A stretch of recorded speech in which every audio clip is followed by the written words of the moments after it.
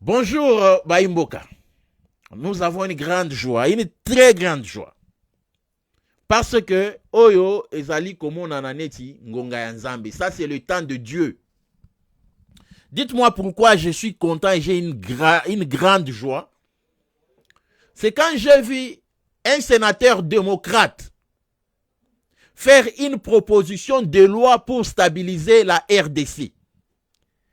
D'habitude, les démocrates bazalaka mingi contre la République démocratique du Congo.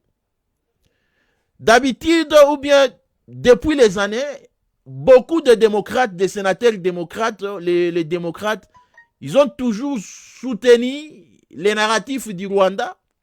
Ils ont toujours travaillé pour déstabiliser la République démocratique du Congo.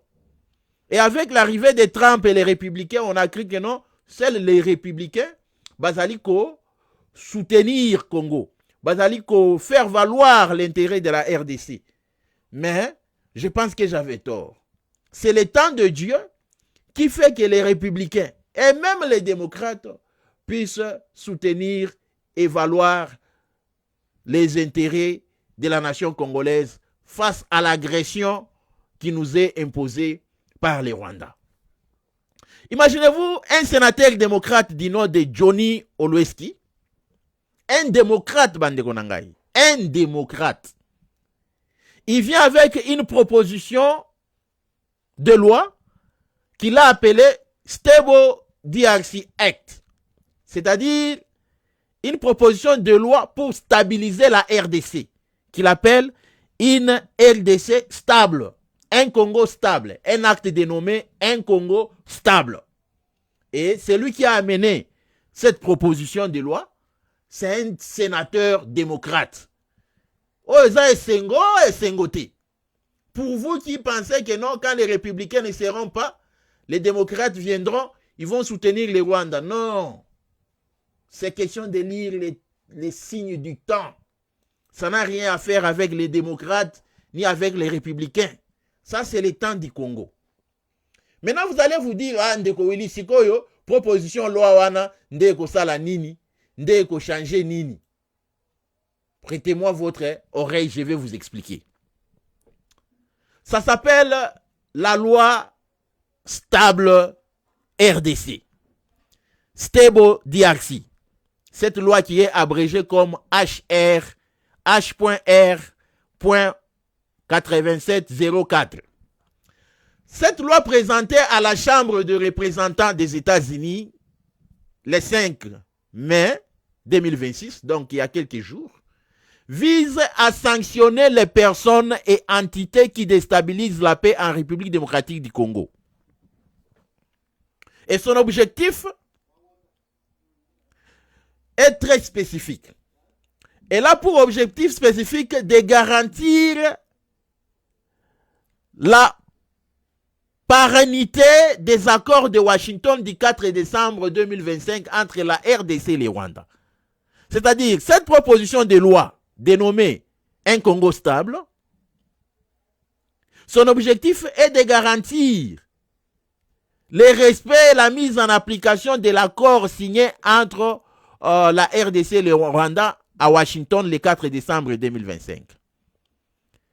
Mais c'est quoi l'objectif principal ou bien les objectifs principaux de la loi Stable DRC?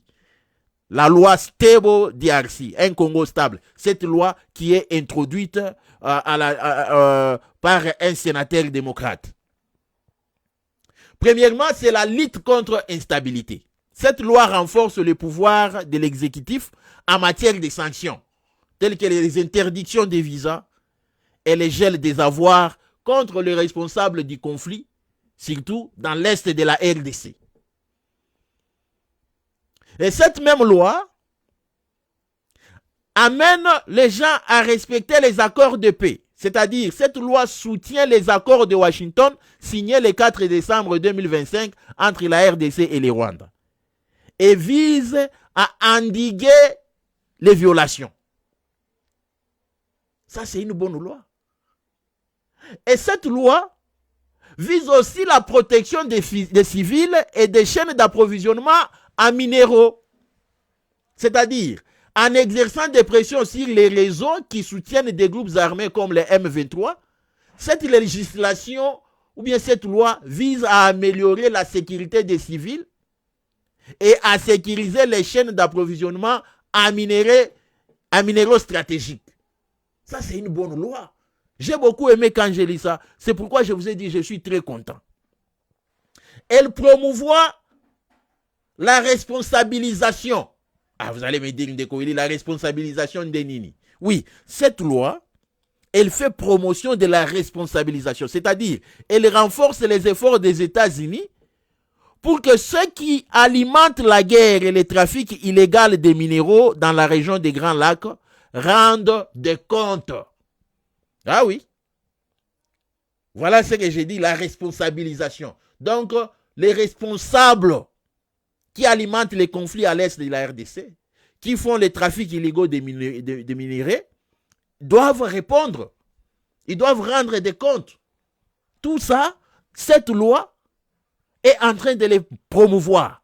Voilà pourquoi on a dit que c'est une bonne loi. Cette loi soutien par des organisations comme Action pour le Congo fait suite aux violations persistantes des accords de paix et à la poursuite des conflits que nous observons sur l'ensemble du territoire, surtout à l'est de la République démocratique du Congo. Donc vous avez une loi qui est introduite par un sénateur démocrate. Cette loi qui a pour objectif, d'abord, garantir la pérennité des accords de Washington du 4 décembre 2025 entre les Rwandais et la RDC, c'est-à-dire les Rwandais doivent respecter l'accord. La loi là vise à faire respecter les accords de Washington. Lutte contre l'instabilité. Dans la lutte contre l'instabilité, la loi renforce les pouvoirs de l'exécutif en matière de sanctions telles que les interdictions des visas et les gels des avoirs. Contre qui? Contre les responsables du conflit à l'est de la République démocratique du Congo. Et cette loi fait respecter les accords de paix. C'est-à-dire, elle soutient les accords de Washington, signés le 4 décembre, entre la RDC et les Rwandais, et vise à endiguer les violations.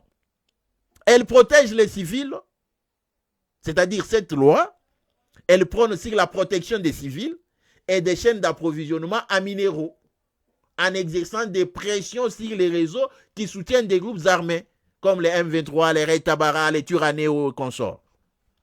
Cette loi vise à améliorer la sécurité des civils et sécuriser les chaînes d'approvisionnement en minéraux stratégiques.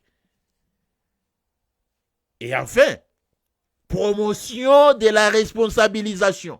Elle renforce les efforts des Américains pour ceux qui alimentent la guerre et les trafics illégaux des minéraux dans la région des Grands Lacs et les rendent responsables. Ils doivent rendre des comptes. Et une telle loi est introduite par un sénateur démocrate. Ça veut tout simplement dire c'est l'État du Congo. Oyo, eza ngonga ya Congo. C'est l'État du Congo. C'est l'État du Congo. Ça n'a rien à faire avec les démocrates et les républicains. Oh, eza ngonga ya Nzambe. Et vous tous qui êtes en train de travailler pour déstabiliser le Congo, Yabino loi yangoyo. Merci beaucoup, sénateur John.